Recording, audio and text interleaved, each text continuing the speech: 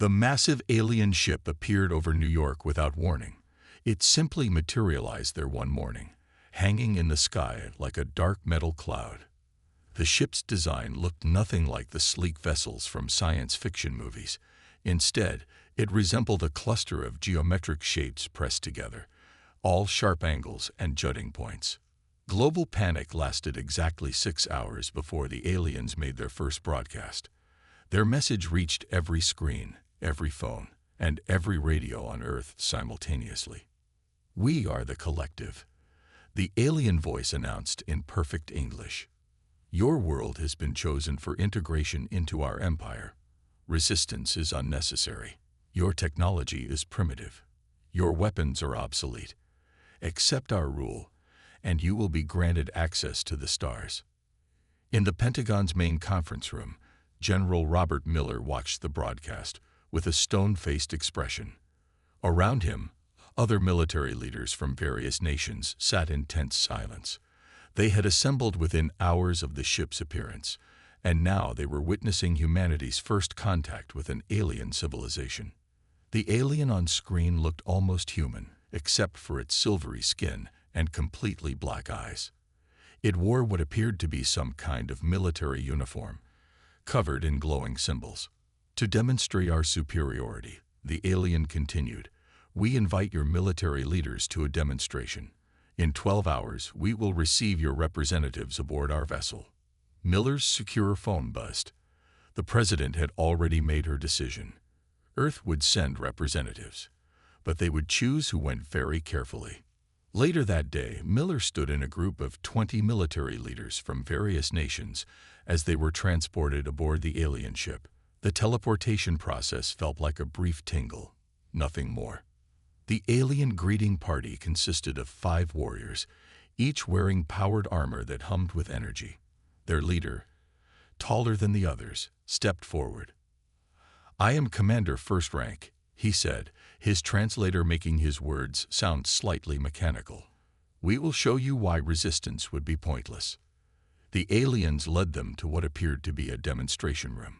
One of the warriors stepped into a sealed chamber, while another pulled out what looked like a standard Earth assault rifle.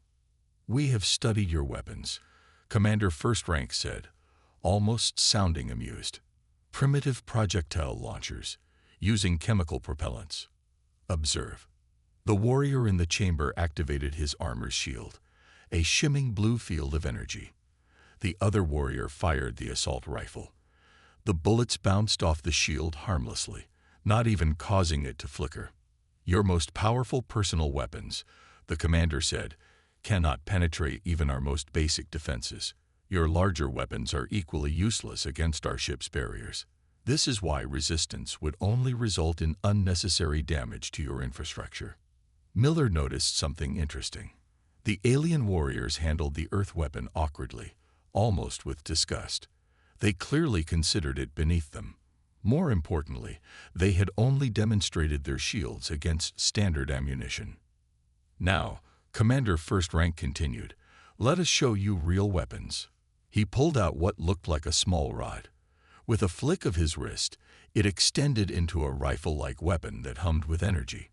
When fired at a target, it released a bolt of plasma that melted through metal like butter.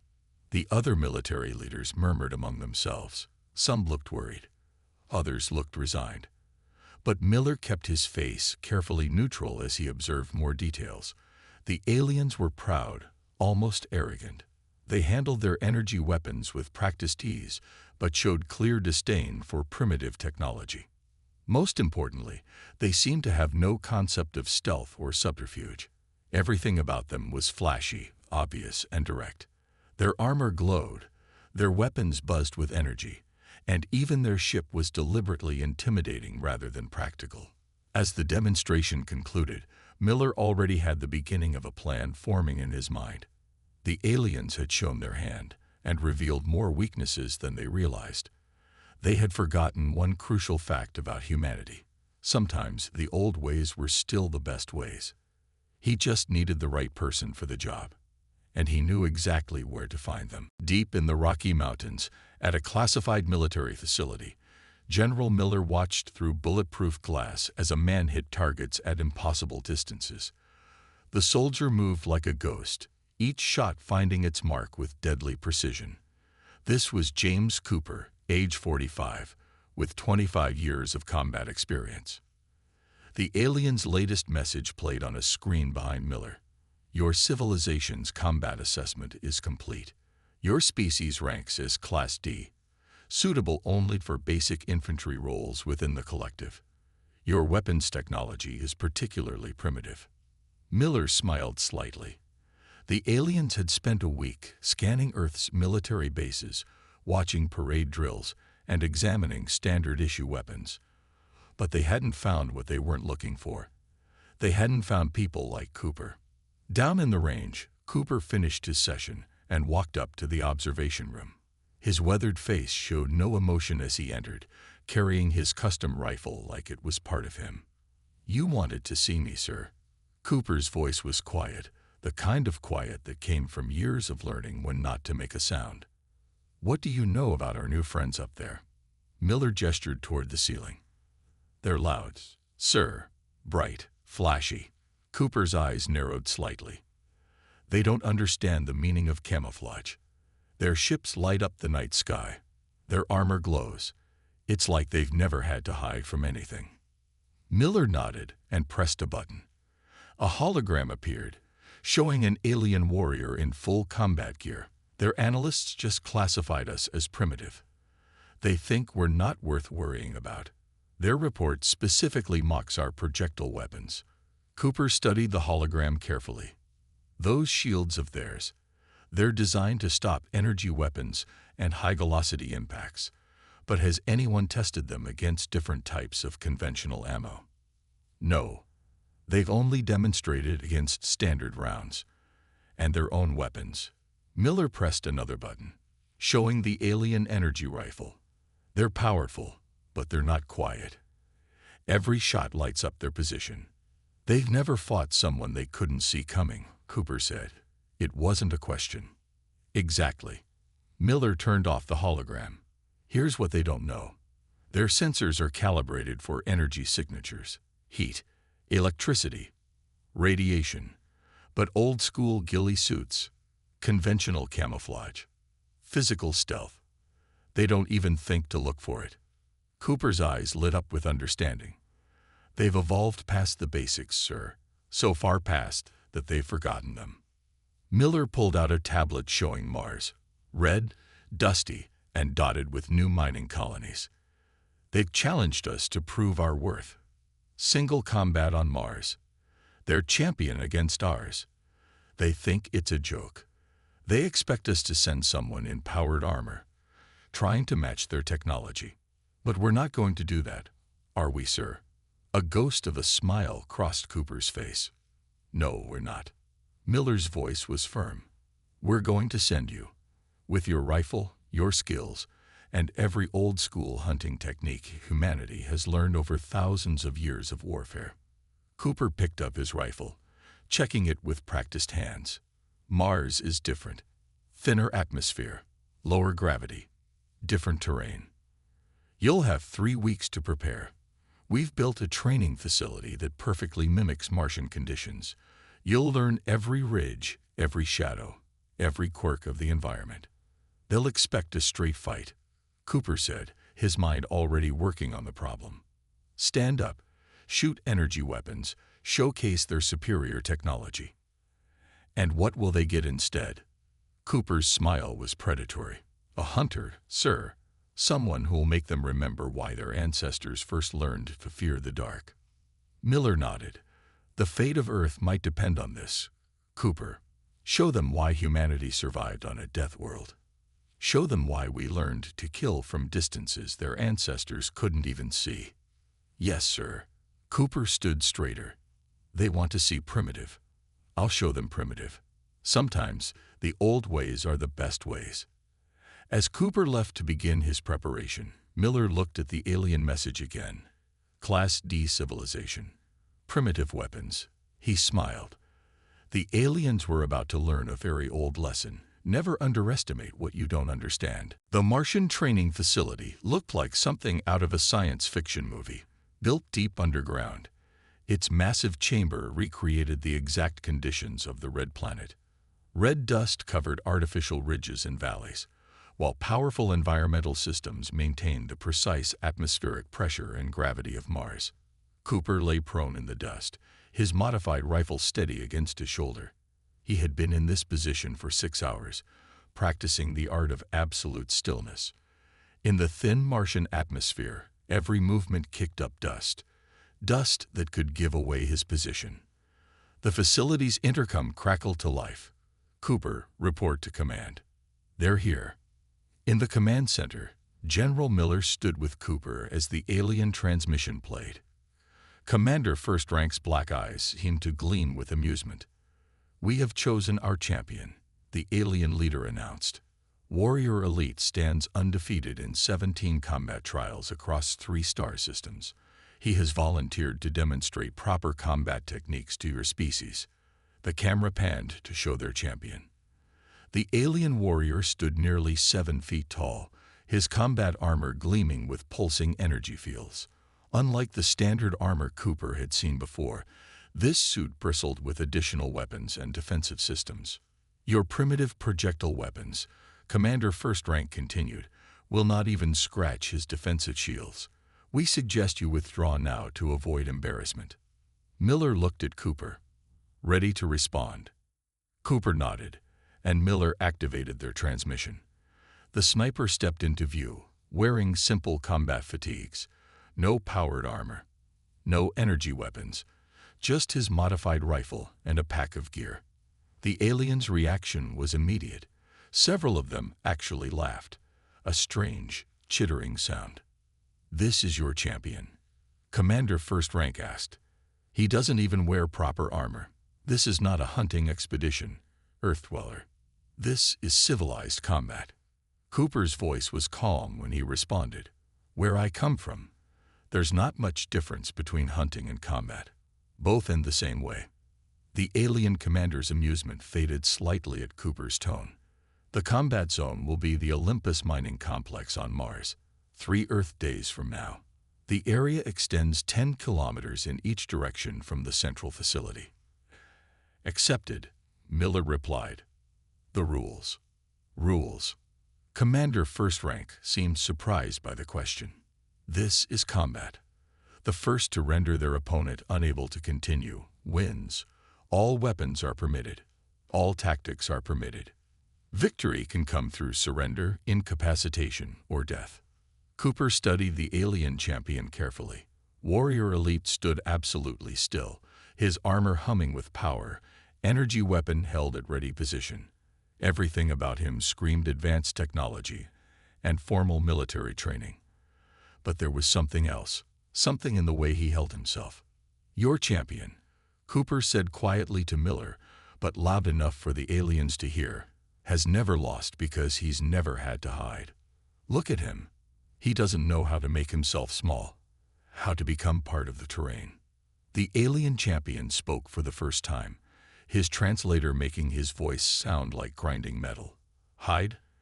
Like an animal. We fight with honor, face to face." Cooper smiled slightly. "Honor doesn't keep you alive on a death world. Skill does. You dare." Warrior Elite stepped forward. "Your primitive weapons and animal tactics will fail. I will show you true combat." 3 days, Cooper replied calmly. "Bring your honor. Bring your technology. Bring everything you have. Just remember, on Mars, you won't see me coming." The transmission ended, leaving the command center in silence. Miller looked at Cooper. "They're completely underestimating you." "Good." Cooper checked his rifle with practiced hands. "They think this is about technology, about their fancy shields and energy weapons. They don't understand." "Understand what?" "That humans didn't become apex predators on Earth because we were the strongest, or the fastest, or the best armored." Cooper's eyes were focused on something distant. "We got here because we learned to be patient, to wait, to strike from beyond our enemy's reach." Miller nodded. 3 days. 3 days, Cooper agreed. Time to remind them why every predator learns to fear what it can't see. The Martian transport ship hummed quietly as it approached the red planet. Cooper sat alone in his quarters, methodically checking his equipment for the 100th time. His rifle lay disassembled on the small table before him, each piece cleaned and modified for Mars' unique conditions. He'd spent the last 3 days studying detailed maps of the Olympus mining complex. The facility sprawled across the Martian landscape like a metal spider, its various buildings connected by covered walkways. Around it, the terrain was a mix of natural Martian ridges and mining excavations, perfect hunting ground for someone who knew how to use it. A knock on his door interrupted his thoughts. General Miller entered, carrying a tablet. "Final intelligence report," Miller said, placing the tablet on the table. "Our sensors picked up Warrior Elite practicing in the combat zone. Thought you might want to see this." Cooper watched the footage carefully. The alien champion moved with impressive speed, his armor allowing him to cover ground quickly. Energy weapons blazed as he destroyed target after target, each shot accompanied by a brilliant flash of light. "He's fast," Cooper noted, "but predictable. Moves in straight lines, always takes the direct approach." He pointed to a particular sequence. "Look there. He's not checking his corners, not using cover. He doesn't think he needs to." Miller nodded. Their entire combat doctrine is based on overwhelming force and superior technology. They don't believe in subtlety. Cooper picked up his custom-made ghillie suit, designed specifically for the Martian environment. Its colors matched the red rocks and dust perfectly, with irregular patterns that would break up his outline. The material was treated to minimize dust disturbance when he moved. "What's the atmospheric report?" Cooper asked, returning to his rifle maintenance. "Thin. About 1% of Earth's density. Wind speeds are low today, around 15 kilometers per hour. Temperature at the combat zone will be -60 degrees Celsius." Cooper nodded, making final adjustments to his scope. "The thin air works in our favor. Less atmospheric interference for long-range shots, and their energy weapons will be visible from even further away," Miller finished. "Every shot will light up their position like a beacon." The ship's intercom announced their approach to Mars. Through the small window, the red planet grew larger, its surface features becoming clearer. The Olympus mining complex was already visible, a dark spot on the rusty landscape. "They've set up viewing stations," Miller said. "Half their fleet is here to watch. They're treating this like entertainment." Cooper finished reassembling his rifle, each piece clicking into place with familiar precision. The weapon had been extensively modified for Mars conditions. The scope was adjusted for Martian gravity and atmosphere. The ammunition was custom-made to maintain accuracy in the thin air. One last thing. Miller pulled out a small device. Their latest scan results. They're looking for energy signatures, shield frequencies, power armor readings. They're not even bothering to scan for traditional camouflage or physical stealth. "Because they don't consider it a threat," Cooper said, checking his ammunition one final time. Each round was a work of art, carefully crafted for this specific mission. The ship began its landing sequence. Through the window, Cooper could see the alien vessels in orbit, their hulls gleaming in the sunlight. They looked powerful, advanced, unbeatable. "They're broadcasting the final rules." Miller checked his tablet. "Combat begins at local noon. No restrictions on movement within the 10-kilometer zone. Victory by surrender, incapacitation, or death." Cooper stood, gathering his equipment. His movements were calm, methodical, the result of decades of experience. They expect a quick fight, a dramatic demonstration of their superiority. And what will they get instead? A lesson. Cooper's voice was quiet but firm, about why humans learn to be patient, why we learn to strike from shadows, why every predator on Earth evolved to fear what it couldn't see coming. As the ship touched down on Martian soil, Cooper took one last look at his equipment. Everything was perfect, tested, ready. The aliens wanted to see primitive weapons in action.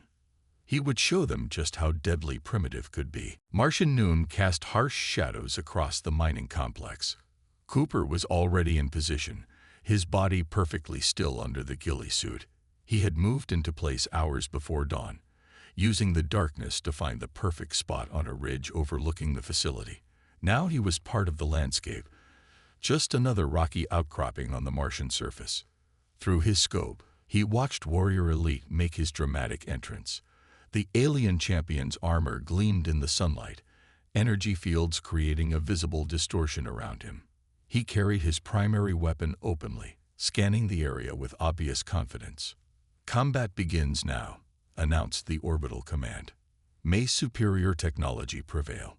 Cooper allowed himself a small smile. The alien champion immediately activated his suit's enhanced movement systems, rushing forward in a blur of speed. He was moving in a standard search pattern, exactly as his training would dictate. But he was also creating small clouds of red dust with every step, leaving a clear trail across the Martian surface. Through the scope, Cooper could see every detail of the alien's armor. The shield emitters were visible as slightly darker spots, critical weak points that the aliens didn't bother to hide because they thought no one could hit such small targets at range. Warrior Elite reached the center of the complex and raised his voice through external speakers. "Face me, human. Let us end this quickly." His energy weapon hummed with power, ready to fire at the slightest movement. Cooper didn't move, didn't respond. Simply watched through his scope as the alien champion grew more frustrated. After 10 minutes of silence, Warrior Elite fired his weapon into the air. The energy bolt created a brilliant flash visible for kilometers. "Is this your strategy? Hiding like prey? Come out and fight with honor." Still, Cooper waited. He had learned long ago that patience was a weapon just as deadly as any rifle. Every minute that passed made the alien champion more agitated, more likely to make mistakes. Through his earpiece, Cooper could hear the alien commanders commenting on the battle. "The human must be malfunctioning," one said. "No warrior would waste time like this." "Perhaps it fears our champion's superior weapons," another suggested. "This is not combat," a third complained. "This is a waste of time." Warrior Elite seemed to agree. He began moving faster, less carefully, his frustration evident in his movements. The dust clouds behind him grew larger as he abandoned stealth entirely. Cooper's finger rested lightly on the trigger. Not yet. The alien was still too cautious, his shield's power levels too high. But soon, after 30 minutes, Warrior Elite stopped in the center of the complex again. "Coward," his voice boomed across the landscape. "You bring shame to your species." That was the moment Cooper had waited for. The alien's shield flickered slightly, a tiny power fluctuation caused by the continuous operation and enhanced movement. Most wouldn't have noticed it, but Cooper had studied these shields for weeks. The first shot broke the silence of the Martian afternoon. The custom round struck the shield at precisely the right angle, its kinetic energy dispersed in a way the barrier wasn't designed to handle. The shield flickered but held. Warrior Elite spun around, weapon raised, firing energy bolts at the ridge line. But Cooper had already moved, sliding to a new position with minimal disturbance of the dust. The alien's shots hit empty rock, leaving glowing impact marks. Finally, Warrior Elite shouted, "Come face me properly." The second shot came from a completely different direction. Another precisely calculated hit, another shield flicker. The alien champion's confidence was gone now. He could feel the impacts but couldn't spot his attacker. Every energy bolt he fired gave away his position, while his enemy remained invisible. On the ridge, Cooper allowed himself another small smile. The real hunt was just beginning, and his target was finally starting to understand what it meant to be prey. The Martian sun had moved noticeably across the sky. 2 hours had passed since the battle began, and the alien commanders watching from orbit were growing increasingly agitated. Their champion, Warrior Elite, was no longer standing proud. His armor showed scorch marks from where his own deflected energy bolts had struck him. The constant shield operation had drained significant power, and each precise shot from Cooper's rifle forced him to reinforce different sections of his defensive barrier. "Impossible," one of the alien commanders muttered, watching through high-powered scopes. "The human hasn't been visible once. Not even our thermal sensors can locate him." Cooper had changed position 12 times, each movement carefully timed with his target's own actions to mask any dust disturbance. His ghillie suit, combined with careful positioning behind rocks, made him virtually invisible to both electronic and visual detection. Another shot rang out. This one struck a shield emitter directly, causing a cascade of sparks. Warrior Elite's shield flickered dangerously.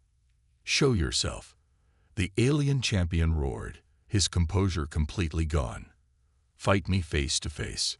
Cooper's voice came over the communication channel for the first time since the battle began. "Why would I do that? You're the one who said all tactics were permitted." The alien spun around, firing wildly at the sound's origin point, but Cooper had broadcast through a small remote speaker he placed hours ago. His actual position was 200 meters away, setting up his next shot. "This is not combat," Warrior Elite shouted. This is hunting," Cooper finished calmly. Another shot rang out, striking the alien's leg armor. The shield there sputtered and died, leaving that section exposed. The alien commanders watched in growing horror as their champion began to understand his situation. He wasn't in a battle. He was being hunted, methodically and patiently, by a predator he couldn't see. "Your shield power is at 40%. Cooper's voice came again, from a different speaker. "Your left leg armor is compromised. You've wasted energy weapons charge firing at shadows. Would you like to surrender?" "Never." Warrior Elite activated his armor's jump jets, trying to gain height advantage. It was a mistake. The next shot caught him mid-jump. Without full shield coverage, the round penetrated his leg armor, causing hydraulic fluid to spray out in the thin Martian atmosphere. The alien crashed back to the ground, his movement now noticeably impaired. 30% shield power, Cooper announced calmly. Limited mobility. Defensive systems failing. This is what combat looks like on a Deathworld. This is how humans hunt. The alien commanders were silent now, their earlier mockery forgotten. They watched as their champion, one of their most decorated warriors, was systematically taken apart by an enemy he hadn't even seen. "Impossible," Warrior Elite gasped, trying to maintain his shield coverage with declining power. "Your weapons are primitive. Your tactics are those of animals. We evolved on a planet where everything was trying to kill us," Cooper replied. Another shot, another precise hit. "We didn't survive by being the strongest. We survived by being the smartest, the most patient, the most adaptable." The alien's shield flickered one final time and died completely. His armor, designed for direct combat, offered little protection against precisely placed kinetic rounds. He stood alone in the Martian dust, finally understanding what true fear felt like. "Do you surrender?" Cooper asked quietly. Warrior Elite looked at his dead shield emitters, his leaking hydraulics, his compromised armor. For the first time in his combat career, he faced an enemy he couldn't overcome with technology alone. I surrender," he finally said, his voice heavy with disbelief.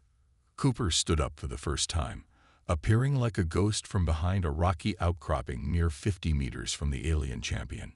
His ghillie suit shed red dust as he moved, revealing its intricate camouflage patterns. The alien commanders watched in stunned silence as their undefeated champion was defeated not by superior technology, but by what they had dismissed as primitive weapons and animal tactics. They had just learned why Earth was called a death world. 1 week after the battle on Mars, General Miller stood before the alien command council aboard their flagship. The massive chamber was filled with representatives from various alien species, all watching with new respect as Miller presented Earth's formal response to joining the collective. The footage from the Mars combat played on floating screens around the chamber. Analysts had been studying it nonstop, trying to understand how their champion had been defeated by what they had called primitive weapons and tactics. Commander First Rank spoke first, his tone notably different from his earlier arrogance. "We have reassessed Earth's classification. Your species will no longer be ranked as Class D." "Oh." Miller kept his expression neutral. "And what prompted this change?" Another council member, a tall alien with crystalline features, leaned forward. "Your warrior demonstrated combat principles we have forgotten. Tactics our species abandoned when we developed energy weapons and shield technology." On the screens, they watched again as Cooper systematically dismantled their champion's defenses. The alien analysts had been particularly interested in the ghillie suit's design, the precise shot placement, and the psychological warfare aspects of the battle. "We have a question," a third council member said. "Your warrior, Cooper, was he your best?" Miller allowed himself a small smile. "He's experienced, skilled, but no, he's not unique. Earth has thousands of snipers of similar skill. Millions of soldiers trained in stealth combat. Our entire military doctrine is built on adapting, on using every advantage we can find." The council chamber buzzed with worried conversation. Commander First Rank raised his hand for silence. "We have fought many species," he said slowly, "some with more advanced technology, some with stronger natural weapons, but never one that turned patience itself into a weapon. Never one that could become invisible without technology." "That's because you forgot something important," Miller replied. "Something that living on a death world teaches you. Technology isn't always the answer. Sometimes the old ways, the simple ways, are just as effective." The screen showed Cooper's final reveal, stepping out of hiding just meters from their defeated champion. The aliens were still struggling to understand how their sensors had failed to detect him. "Your species," the crystalline alien said, "will be reclassified as Class A, Deathworld Adaptives. You have shown us that we became overconfident, dependent on our technology." Miller nodded. "And what does this new classification mean for Earth?" "It means," Commander First Rank stated, "that Earth will not be subjugated. Instead, we offer full alliance status. Your military expertise, particularly in stealth combat and adaptive warfare, would be valuable to the collective." The chamber's screen shifted to show new images. Alien warriors training with human instructors, learning the basics of camouflage and stealth. The collective had already begun incorporating Earth's primitive combat techniques into their training. "We accept your offer of alliance," Miller said, "on one condition." The council waited expectantly. "Remember this lesson," Miller continued. "Remember what happened when you dismissed someone as primitive just because they did things differently. Technology advances, but the basics of survival, the skills we learned as prey before we became predators, those never stop being useful." Commander First Rank stood, making a formal gesture of respect. "We will remember. Earth has taught the collective a valuable lesson. Sometimes, to move forward, one must look back." As Miller left the chamber, he received a message from Cooper, who was now leading the first joint human-alien training program. "How did they take it?" Cooper asked. Miller smiled. "They're learning, slowly understanding why Earth produced soldiers like you, why a species that evolved on a death world never forgets the importance of patience, stealth, and the ability to adapt." "Good," Cooper replied, "because they need to understand one more thing." "What's that?" "That we're not teaching them everything. Some skills, some secrets we keep for ourselves, just in case." Miller nodded. Earth would be an ally to the collective, but they would never forget the lessons of their death world home. Sometimes, the old ways were the best ways.